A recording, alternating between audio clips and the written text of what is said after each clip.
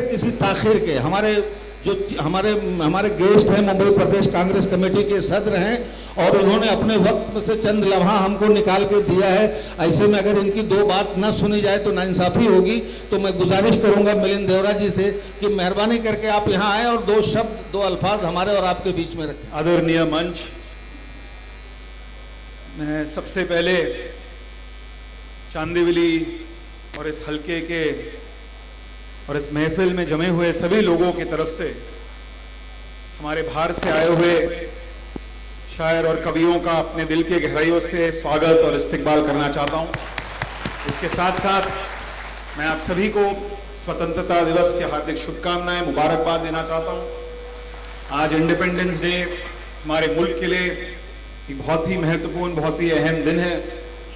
अगर बढ़ना होगा तो हम उन बढ़ जाएगा। स्वतंत्रता सेनानियों को याद करते हैं जिन्होंने अपनी जान की कुर्बानी दी, प्राणों का बलिदान किया हमारे देश को आजाद बनाने में।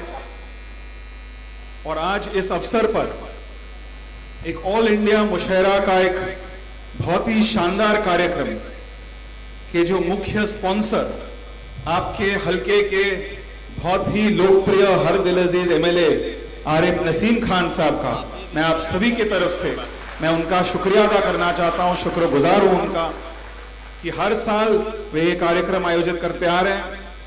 और जैसे कि हमारे संचालक भाई ने बताया कि नसीम भाई न केवल चांदीवली के अक़लियतों के समस्याओं को दूर करने के लिए, बल्कि मैं मानता हूं कि पूरी महाराष्ट्र और पूरी मुल्क की अक़लियतों की समस्याओं को दूर करने के लिए वे हमेशा आवाज उठाते हैं।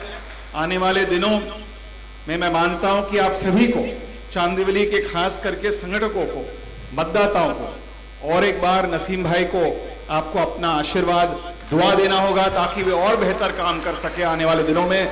मैं इन्हीं शब्दों के साथ और एक बार आप सभी को इंडिपेंडेंस डे के हार्दिक शुभकामनाएं, मुबारकबाद प्रकट करना चाहता हूं। धन्यवाद। जय हिंद। शुक्रिया।